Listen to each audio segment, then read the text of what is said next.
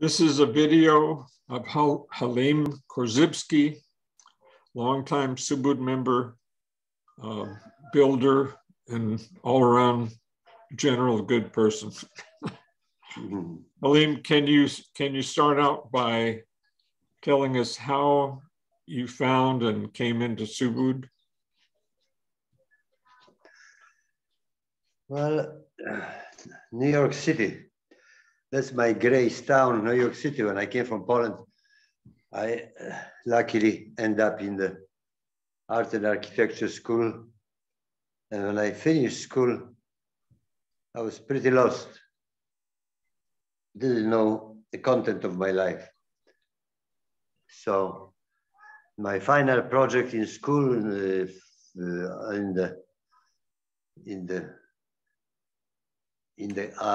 sculpture class, was to create a coffin with the garbage collected all over Manhattan. So I select this garbage and put it in the coffin. I built the coffin and I put myself in the coffin, put a wig on and took the picture to document my lost state, I guess. And very soon afterwards, I found Subud through some crazy guy who was working with me in architecture office in Manhattan, who was studying with Gurdjieff or Spensky, not with, but in his classes, I guess. He was from SLM Institute somewhere in Big Sur, the guy who had a lot of experiences on spiritual path, I guess. So he was the one who introduced me to Subud. Do you remember his name? Yeah, Gino Giuducci. I never forget his name for some reason. He was from Corsica, connected with a lot of people in, big architects, and big, I guess, big families in States. So when I finished the school, I keep meeting him all the time in Manhattan in various places. And then I was suspicious what's going on and asked him. And he said, well, maybe you should go and see those people. You might be interested. So this was the very normal introduction to Subud without any special experiences. And that's how it started, in Manhattan on 23rd Street. And how was your first experiences of the opening in Subud?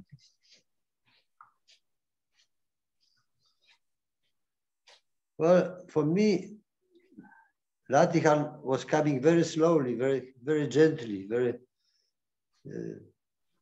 the feeling was very, very fine, hardly noticeable. And I couldn't really describe it, except that I couldn't stop it coming. So I wasn't aware of all this stuff that was going on inside, but I couldn't stop coming. And very soon afterwards, I was open. I made a trip around the world hitchhiking and ended up in Chilandak after 9 months, working on the ship, working in New Zealand for Subud members, traveling across the deserts, and crazy stuff, by foot, by bus, by boat, by plane.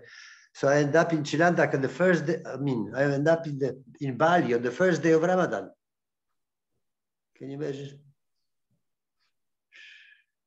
First day of Ramadan, I ended up in Bali after this crazy traveling.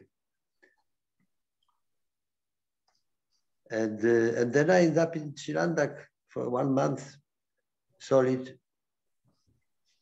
solid Ramadan for the whole full month in Chilandak. And I was just sitting in the rocking chair and watch the grass growing. I was doing nothing. It was, but I couldn't stop coming. I was coming to Chilandak for the 3 years, every Ramadan. So they kicked me out of my architect. They fired me from my architecture office. So I was working after finishing school, and then I had to start on my own. So what Subud did, really, it put me on my own 2 feet. Yeah, give me a courage to stand on my own 2 feet. Because after I graduate, after I was open, after I graduate, I got open. After I got open, I made a trip around the world. Then I started doing Latihan regularly, and I started putting into practice, I guess. Established my own private practice in Virginia. I went to Skymont, and so it was. So do you feel like you were guided in Subud?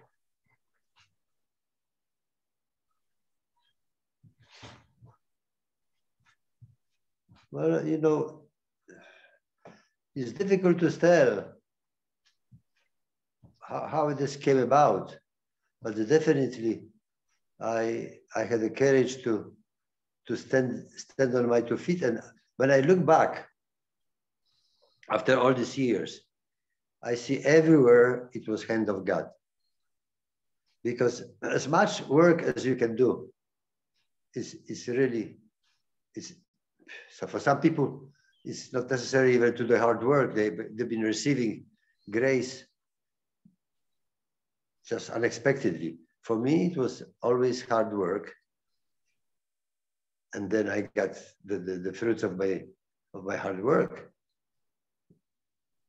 Because when I compare, a lot of people didn't have to go through hard work. They just been gifted. For me, it was always putting my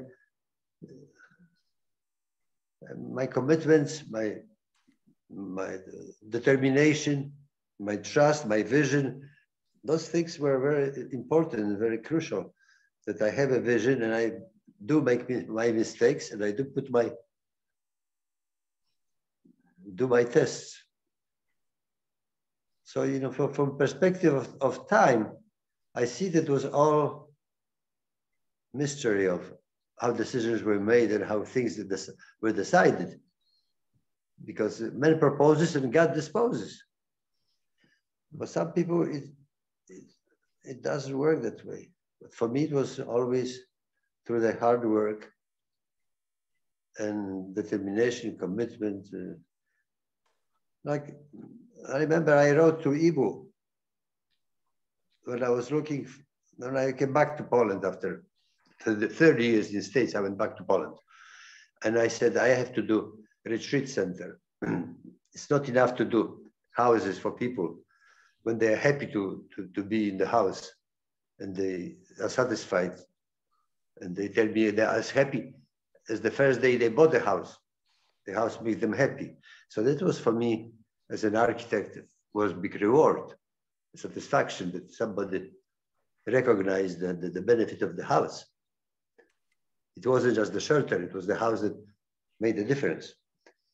So I decided that I have to do house for many people. So create a retreat that can make many people, make a difference for many people.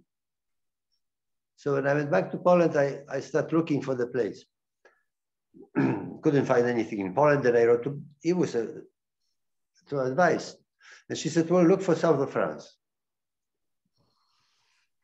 So I went to south of France, out of Spain. And then like a big search. I was looking for, for a few years. And finally, I found a place that resonated,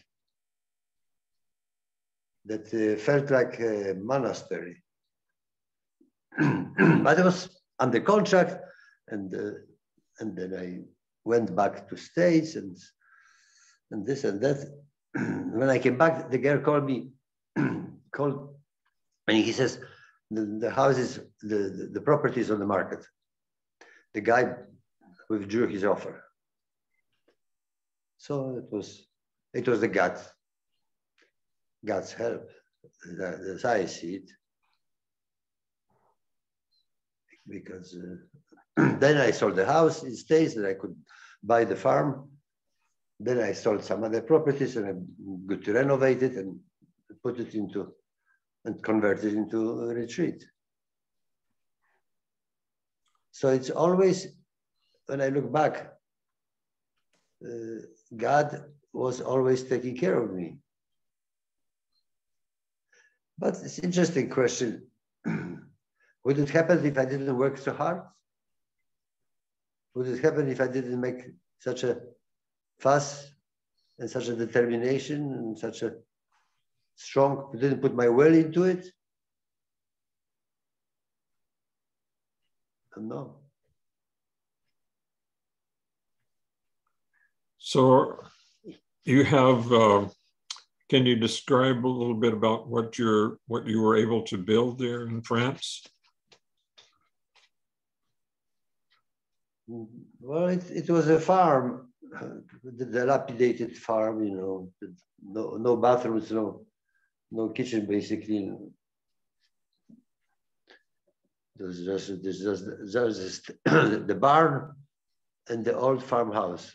And I converted into shelter, I would say, shelter that had a retreat shelter with the 7 bedrooms and Latin halls, library, a huge community kitchen, and a small farmhouse for us. It was all 7 hectares with this running spring, water spring on the property, and a beautiful retreat next to the mountains. Very, very, very calm, quiet place, but made many people happy. We had many gatherings, many Subud gatherings, many meetings there, and lots of workshops. Well, it was functioning for already 17 years. So can you say again what the name of the place is? It's La Source. La Source. How do you spell it? Lasource. La Source. La Source, which means source.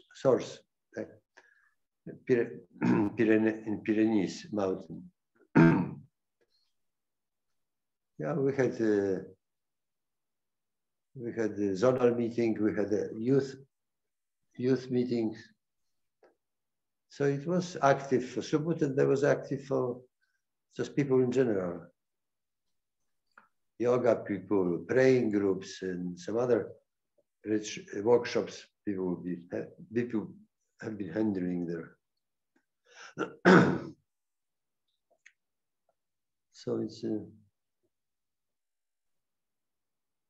is it still active at this point?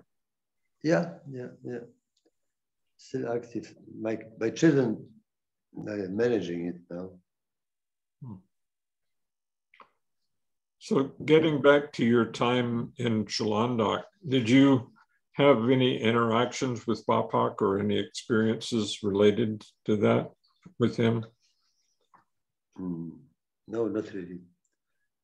Not really. Nothing special. Nothing to write home about, really. Nothing special. My most important experiences were just my life. Example in my life. How could I discover? You see, I came from Poland, and Poland was quite a dark place after the war. So I really discovered the light through Subud. Yeah, because when I left Poland, I arrived in New York City by also great grace of God, because not everybody could leave Poland. As a student, I was able to get out. Do you know what year that was? 67. And I was able to get out, was able to get into school, it was tuition-free school, one of the best architecture school in Poland, in the States. And I got it also through plain luck, with grace of God, because to get to the school was very competitive exams, and there were many, many people trying to get in, because it was free and good school in Manhattan, run by very, very famous artists and architects, successful. So to get in there, it was great. It's a grace. And then finding the Subud afterwards was a miracle as well, to put me on the straight path, because I was searching for God before I found Subud for quite a while, studying different religions and different philosophies, and yeah. Well, it was the time of 70s when many people were searching. There would been hippies at the time. Yeah. Looking for the content in our life. Yeah. So to find Subud, after so many religions, so many different cultures were looking for God in their life. And then here we found we could experience God. We could experience. It was the very, very special, very lucky to come across. And then I didn't find it, it found me, really. But I guess the intentions were clear, because I remember I was looking for God for a long time. I was questioning my church, my religion in Poland.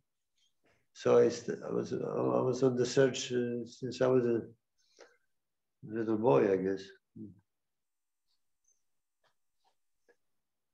So here in New York, I found it, connection.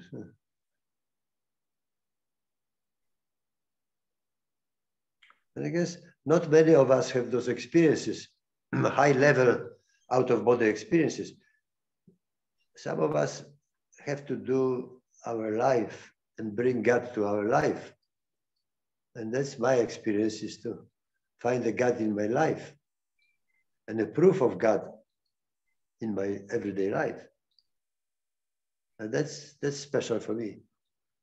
And once you find God, once you find trust in God, basically, you trust in God, then you have the hook. Then you have a peace of mind. Then you can slowly getting there. So it's the whole life for me was a search for peace of mind. Eventually, peace of mind, but it all started finding God and finding the proof of God in my life. And through those experiences, every project I see, I've been an architect builder, which means I've been gambling all the time on buying the property, doing the design, building, and selling it. So each time I was gambling. What house I'm going to design, how I'm going to design, for how much, and what market. And if I made mistake, then I would pay the price, because you know, I have to have family to feed, so I had to really make the best decision. So that's where the guidance comes in. When you make this kind of decisions that that you're taking the gamble on your family, you have to make a good decision, because if you don't, then you don't be able to pay the debt, the loans. So it was always taking those loans that put me on alert to do the best decisions I had to do. So since I made so many projects, and all of them sold, and I could feed the family, means I was doing good decisions, and my visions and my receiving was correct, because I didn't follow anybody, any trends. I just did my own designs and my own subjective choice. So it was each time it was taking risks. One of the biggest risks was before I left the States. The last few years, I was gambling on the like $500,000 loans, property that cost $1 million, and the interests were very high. Then I had to really make a good decisions, and there was good decisions, and the God blessings that I was selling, because you can get good decisions according to your mind, according to your receivings. But if it sells, is the other question. It's a grace. If you're able to sell it in time, so you can pay off your debts and feed the family.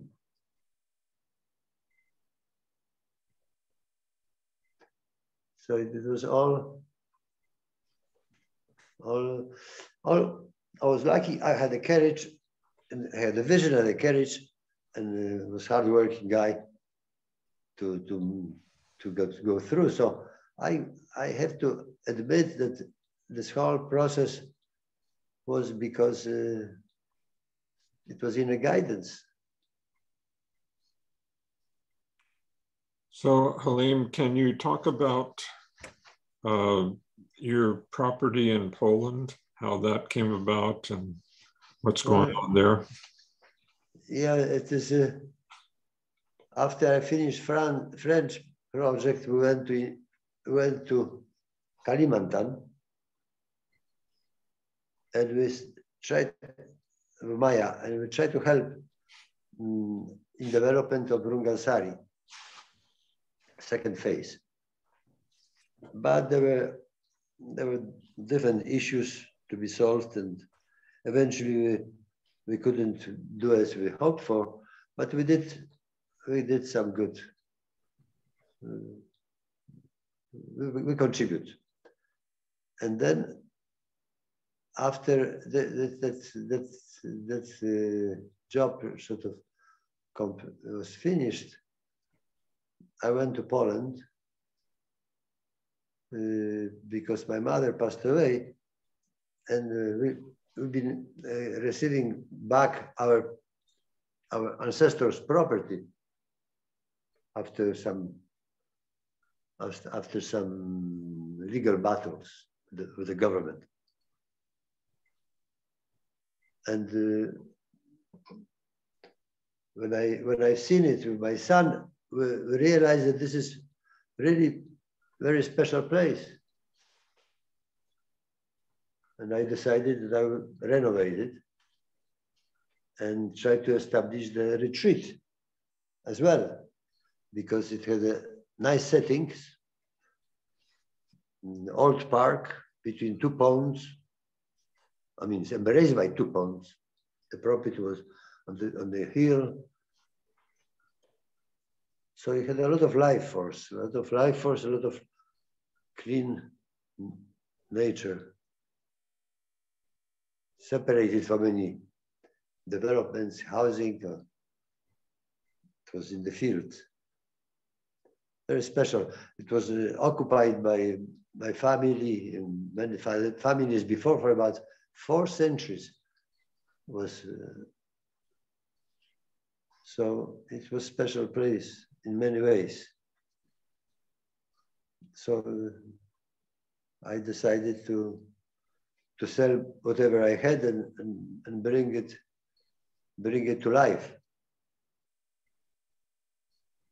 So I was working on it already 6 years, maybe 7.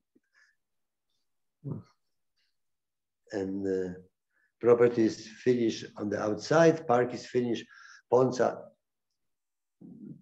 been saved from have been overgrown before, so save the ponds, save the park,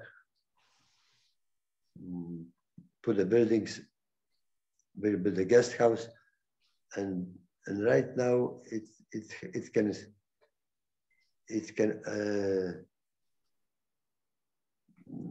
inhabit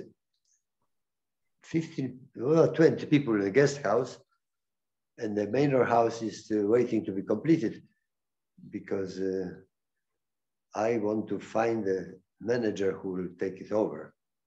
I cannot finish it at my own taste. You have to be done for the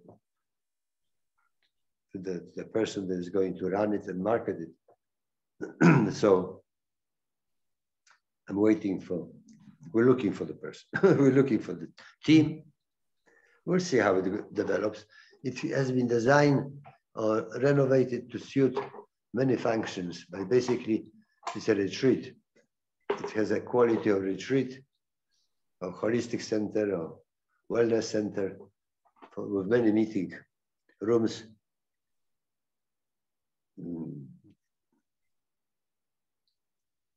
Can reside about 30 people inside, plus the guest house.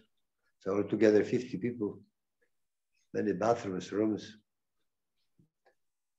And maybe there will be special quality care, hopefully. It can be done in many ways, But right now we've got 2 Ukrainian families there, and they are happy to live and waiting for the war to settle down before they go back. As a matter of fact, they sleep upstairs. I'm here.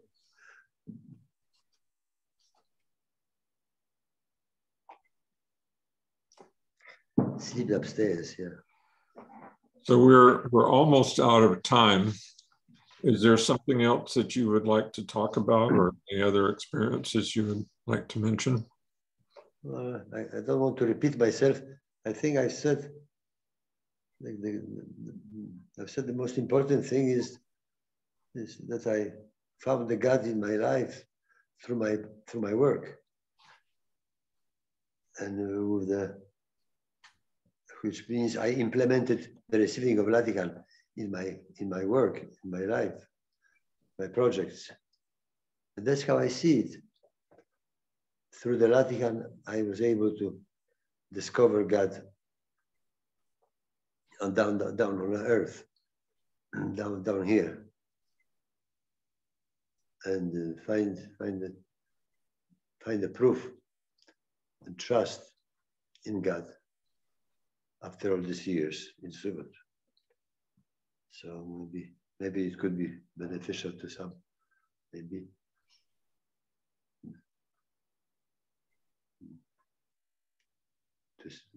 Yeah. Yeah. That's don't have anything.